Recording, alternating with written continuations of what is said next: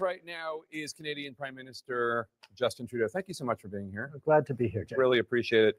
Before I get into the funeral and before I get into what's going on with you back in your home country, I do want to ask, our country and the world really is watching these horrible fires in Los Angeles. Canada has a lot of experience with similar conflagrations. I know that you have been offering resources to the people of California and Los Angeles. What advice could you offer them? Well, I think, unfortunately, over the past years, we've seen it get far worse, and we've seen wildfires increasingly encroaching on urban areas. And that's an interface fire where we're having to train up more local municipal firefighters to deal with wildfires in a way that we never had before.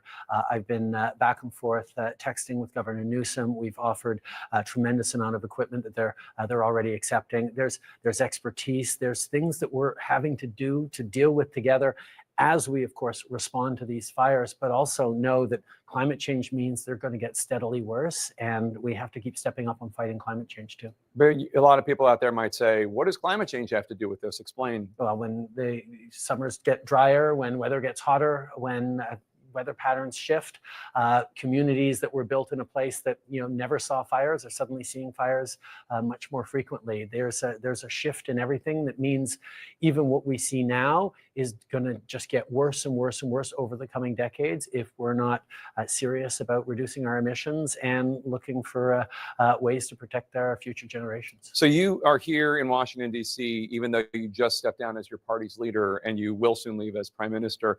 But why was it important for you to come here to Washington today to go to President Jimmy Carter's funeral? Well, President Carter was a dear friend of my father's. They overlapped in their times of service. And Jimmy had been down at my father's funeral 25 years ago. He was always an inspiration to me in terms. Don't buy another pair of glasses until you've seen what this new invention can do. These self-adjustable glasses are taking the world of compassionate, selfless leadership, and it was important for me, and I think it was important for the friendship between our countries that the Prime Minister be there to represent. President-elect Trump has been needling you a bit, calling you Governor Trudeau, talking about making Canada the 51st state. Did you have any interaction with him today? No, not today, but that's not going to happen. Canadians are incredibly proud of being Canadian. One of the ways we define ourselves most easily is, well, we're not American. There is such a depth of pride that's not actually an issue. What I think is happening in this is President Trump, who's a very skillful negotiator, is getting people to be somewhat distracted by that conversation, to take away from the conversation around 25% tariffs on oil and gas and electricity and steel and aluminum and lumber and concrete, and everything the American consumers buy from Canada is suddenly going to get a lot more expensive if he moves forward on these tariffs. And that's something that I think we need to be focusing on a little bit more. Did the re-election of Donald Trump and this more direct confrontation with Canada over this issue play any role at all in your decision to resign as leader of your party and prime minister? No, on the contrary. What we were able to do during the first presidency of Mr. Trump was work together in a very challenging situation to come out with a very strong win-win in Canada-U.S. relations with the renegotiation of the USMCA. It is a great deal for both of our countries. We've seen trade grow, we've seen opportunities grow, we've seen wealth grow in both of our countries for workers, for businesses. Working together concretely is something that we've been able to do in the past, and I'm looking forward to continuing to work with him for the next 2 months while I'm still in office. Let's talk about this potential 25% tariff from the United States on Canada. Economists say that will drive the Canadian economy into a recession, and the Canadian government is preparing retaliatory tariffs if these actually go through.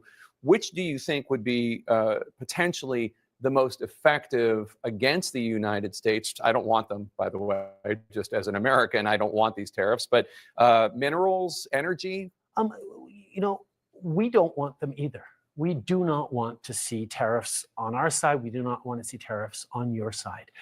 It's bad for people who have for generations made things together and been successful together to actually start creating barriers between economies like ours. Like, we have so many resources in Canada, more than our market can support. So we export them to our closest friend who can rely on them. It is a win-win for us. We would definitely respond, as we did years ago when President Trump put tariffs on steel and aluminum. We responded by putting tariffs on Heinz ketchup, on playing cards, on bourbon, on Harley Davidsons, on things that that would hurt American workers.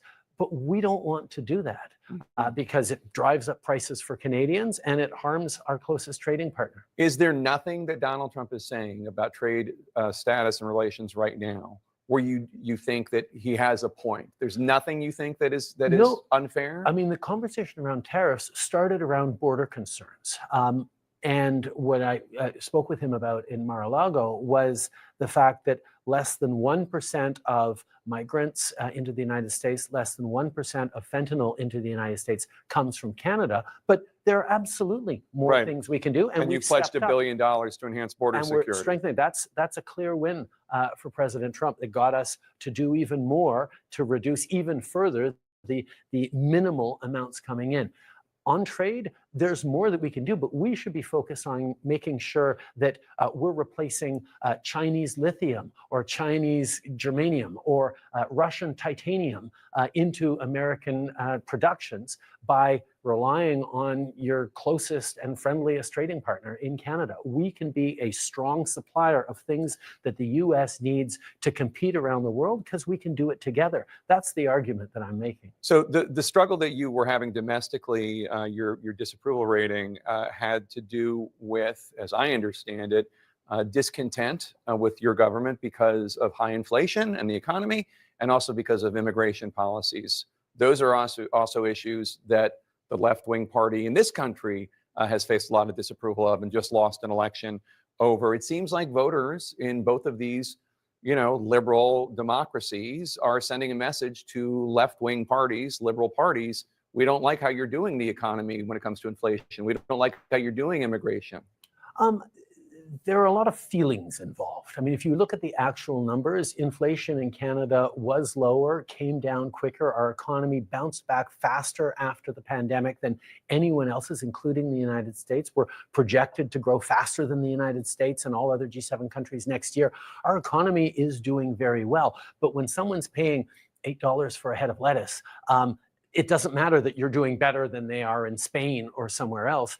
There's a sense that, okay, something's got to give. And that's where incumbents are in trouble everywhere everywhere around the world, not just in our two countries.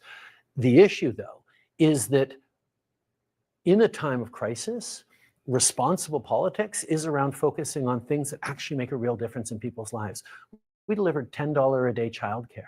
We're delivering a dental care program that provides free dental care to people who don't have coverage. We're moving forward on putting a price on pollution that puts more money in the pockets of 8 out of 10 Canadians, of middle-class Canadians. These are policies that are not short-term. They're policies that will have a deep impact in the well-being of Canadians and of our country for years to come. Now, you can take those policies, like a childcare policy, and say, oh, see, that's just about wokeness and about women's rights. Well, no, it's about getting more women into the workforce at a time where we need economic growth. That's what it is.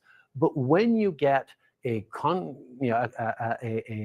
was going to say conflagration, but at least an intersection of both right-wing policy, right-wing attacks, and social media, you end up with a lot of misinformation, disinformation, and responsible governments have to stay focused on the policies that are making a difference, and that's what we've been doing. I know you have to go. Before you go, I know you're not going to say who you want to succeed you, but whether it's Wayne Gretzky or Christina Friedland, what's your number one piece of advice for your successor when it comes to President Trump?